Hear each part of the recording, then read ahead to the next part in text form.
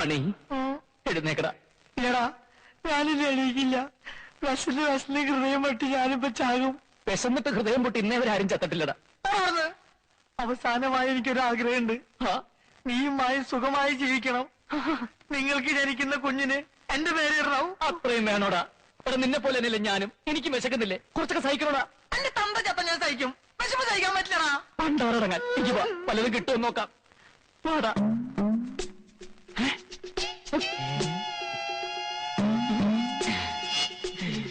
എന്താ ആരും ഒന്നും കഴിക്കാത്തത്? കഴിക്കേ. ഇപ്പൊ ഒന്നും വേണ്ട, ഞങ്ങൾ കഴിക്കാൻ പൊക്കോട്ടെ. വേണ്ട, മുഴുവൻ കഴിക്കാതെ ഇവിടുന്ന് അനങ്ങിയിട്ടുണ്ടേ അടിച്ചു തോലിരിക്കും ഞാൻ ഭക്ഷണം കഴിച്ചു വരുമ്പോഴേക്കും മുഴുവൻ കഴിച്ചോണം കേട്ടോ.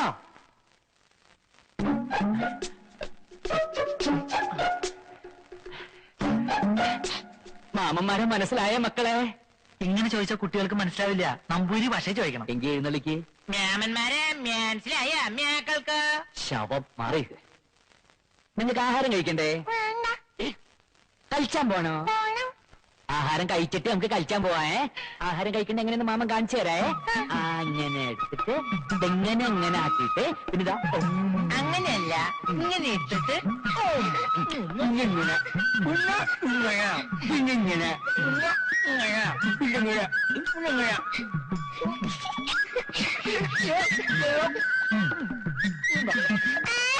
ശരിക്കില്ല.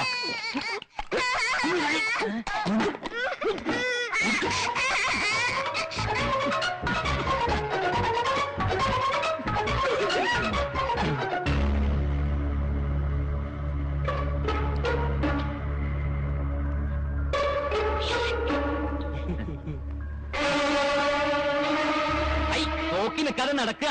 ഒന്ന് നിൽക്കുക. ക്ഷമിക്കണം, എനിക്ക് ആളെ മനസ്സിലായില്ല. സാരില്ലെന്നോ ക്ഷമിച്ചിരിക്കുന്നു. അല്ല, ഒന്ന് പരിചയപ്പെടുന്നതിൽ വിരോധമുണ്ടോ? പക്ഷെ ഞങ്ങൾക്കൊന്ന് പരിചയപ്പെട്ടേ പറ്റൂ. നീ ആരാടാ? അവനൊന്നും ചെയ്യണ്ട, അവൻ എന്റെ കൂടെ വന്നതാ. ഞാനാരാ? ഞാൻ അവന്റെ കൂടെ വന്നതാ. അച്ഛാ, ദേ അവൻ. എന്റെ കഴുത്തിന് പിടിച്ചല്ലേ ദുഷ്ടൻ. ഹലോ. എന്താ ഇവിടെ? ഇയാളെ അറിയോ? ഞങ്ങൾക്ക് ആർക്കും മനസ്സിലായിട്ടില്ല. ആരാന്ന് ചോദിച്ചിട്ട് പറയണില്ല.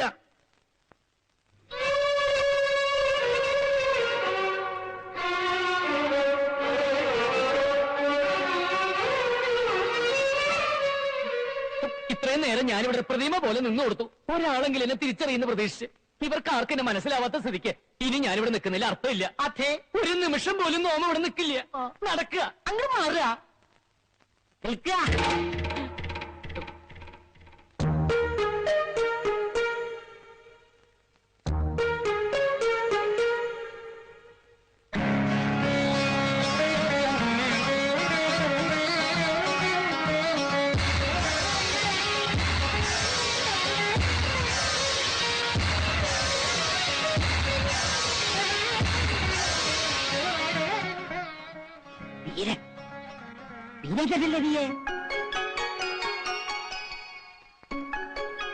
വല്യമ്മാമേ, എനിക്ക് മനസ്സിലായില്ല കുട്ടി. വല്യമ്മാമേ, വല്യമ്മാമ എങ്കിലും എന്നെ തിരിച്ചറിഞ്ഞല്ലോ. നല്ല വല്യമ്മ, സ്നേഹമുള്ള വല്യമ്മ. 5 വയസ്സുള്ളപ്പോ കണ്ടതാ ഞാൻ ഇവനെ. ഇപ്പൊ ഒറ്റ നോട്ടത്തിൽ ഞാൻ തിരിച്ചറിഞ്ഞു. അതാ രക്തബന്ധം എന്ന് പറയുന്നത്. വീരേന്ദ്രനോ? അതെ. ഏത്? ദില്ലിയിലെ? അത് തന്നെ, പത്മിനി തമ്പുരാട്ടിയുടെ മകൻ. കൂടെ അവളും വന്നിട്ടുണ്ടോ പത്മിനി? ഇല്ല. അമ്മ എന്താ വരാഞ്ഞേ? അത് അമ്മയ്ക്ക് നല്ല സുഖമില്ല. എന്താ അവൾക്ക്? ഒന്നുമില്ല, ഒരു പനി. ഇയാളാരാ? ഈ എന്റെ സ്നേഹിതന മണി. മണിയും ഡൽഹി തന്നെയാ? അതെ. മണി എന്ത് ചെയ്യുന്നു? ഞാൻ ഈ കാളവണ്ടി. കാളവണ്ടിയോ? കാളവണ്ടിയല്ല, കാലാബണ്ടി. ഡൽഹിക്ക് അടുത്തുള്ള ഗ്രാമം, അവിടെ അവന് ജോലി. ഓ, കാലാവണ്ടി കേട്ടിട്ടുണ്ട്. മുഖം കാണിക്കാൻ പറഞ്ഞു. വേണ്ടട്ടോ, മോന്തക്കിട്ട് തല്ലാനിരിക്കും. വരിക, തിരുമനസ് കാത്തിരിക്കുക.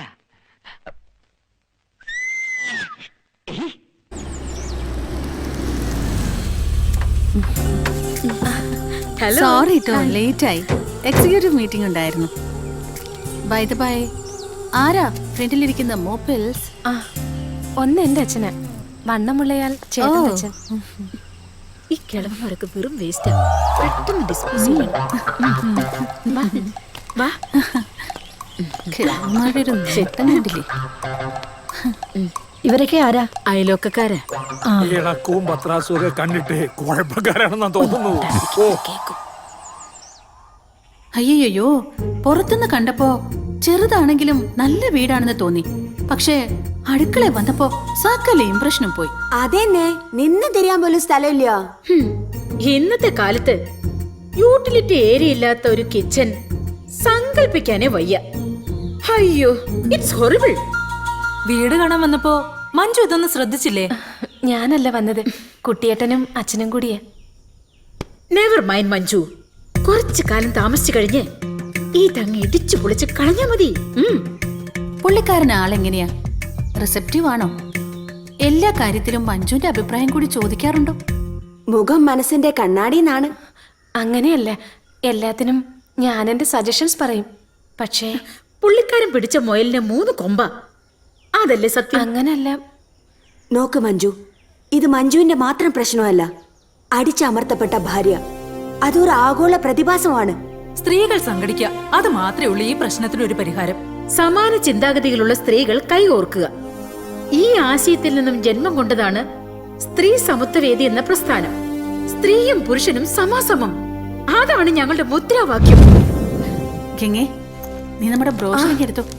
മഞ്ജു, സമയം കിട്ടുമ്പോ ഇതൊന്നും മനസ്സിരുത്തി വായിക്കേ. This is interesting and thrilling too. അതെ മഞ്ജു, ഒറ്റയ്ക്കാണെന്നുള്ള ചിന്ത ഇതോടെ അങ്ങ് ഉപേക്ഷിച്ചേക്കാം. ഏത് പാതിരാത്രിക്കും എന്താവശ്യത്തിനും വിളിച്ചാ മതി, ഞങ്ങളുണ്ടാവും കൂടെ. By the way Manju, next month meeting എന്റെ വീട്ടിൽ വെച്ചാ. Please do drop in. Okay? Saturday 23rd. Date മറക്കണ്ട. Okay darling, see you. Bye bye. Bye Manju. Bye Manju. പാവം കുട്ടിയല്ലേ? അതെ അതെ. മഞ്ജുവിനെ കാണുന്നില്ലല്ലോ. വരും, വരാതിരിക്കില്ല. നമ്മള് കാര്യങ്ങളൊക്കെ പറഞ്ഞ് ബോധ്യപ്പെടുത്തിയതല്ലേ? വിദ്യാഭ്യാസവും ലോകപരിചയം ഒക്കെ ഉള്ള ആളല്ലേ? വരും വരും. പുരുഷ മേധാവിത്വത്തിന്റെ ഒരു ചെറു സൂചനയെങ്കിലും അത് വീട്ടിലാവട്ടെ ജോലി സ്ഥലത്താവട്ടെ നമ്മുടെ ശ്രദ്ധയിൽപ്പെട്ടാൽ ആ നിമിഷം നമ്മൾ പ്രതികരിച്ചിരിക്കണം. ഒരടി പിന്നോട്ടില്ല. നിങ്ങളുടെ എല്ലാവരുടെയും പൂർണ്ണ സഹകരണം പ്രതീക്ഷിക്കുന്നു. ജയ് നാരി. അടുത്തതായി ഗംഗാദേവി. ദേ മഞ്ജു വരുന്നു. മഞ്ജു വാ, എന്താ ഇവിടെ നിക്കണേ? വാ വാന്നേ. ഹായ്, സ്ത്രീ സമത്വവേദിയിലേക്ക് സ്വാഗതം. Hearty welcome. Thank you. I am so happy. Thank you. വരൂ, പ്ലീസ്. ഇനി കർമ്മ പരിപാടിയിലേക്ക് കടക്കാം. ഈ നിരോക്ഷയുടെ പ്രശ്നം ആകെ രൂക്ഷായിക്കൊണ്ടിരിക്കുക. എന്ന് പറഞ്ഞാൽ എങ്ങനെയാ? ഇവള് കംപ്ലൈന്റ് ഒപ്പിട്ട് തരണ്ടേ? Madam please give me some more time. ഗോവിന്ദൻകുട്ടിനെ കേൾക്കുമ്പോഴേ ഇവളുടെ മുട്ടിടിക്കും. പടക്കളത്തിൽ ശങ്കിച്ചു നിൽക്കുന്ന പോരാളി പരാജയപ്പെടാം, ചിലപ്പോൾ കൊല്ലപ്പെടാം. ഏത് ഗോവിന്ദൻകുട്ടിയുടെ കാര്യം? നിരോഷ വർക്ക് ചെയ്യുന്ന ബാങ്കിന്റെ മാനേജർ, ഒരു ഞരമ്പ് രോഗി, കാഴ്ചപ്പാട് ഗോവിന്ദൻകുട്ടി.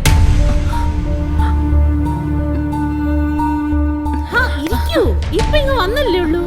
അതല്ല, ചേട്ടൻ വരാറായി. അയാള് വരുവോ പോവോ ചെയ്യട്ടെ. മഞ്ജുനെന്താ? കെട്ടിയാൻ തല്ലുവെന്ന് പേടിയുണ്ടോ? വെട്ടി ഞങ്ങള്. മഞ്ജുവിന്റെ ദേഹത്ത് ഒരു നുള്ളു മണ്ണ് വീണ ആ കൈ ഞങ്ങൾ വെട്ടും. മോളെ മഞ്ജു, ഇനി നീ ഒറ്റയ്ക്കല്ല. നമ്മളെല്ലാം ഒന്നാ. യെസ്. വെക്കി മഞ്ജു. ആ മഞ്ജു ഹസ്ബൻഡ് പേര് പറഞ്ഞില്ല. ഗോവിന്ദൻകുട്ടി. കാഴ്ചപ്പാട് ഗോവിന്ദൻകുട്ടി.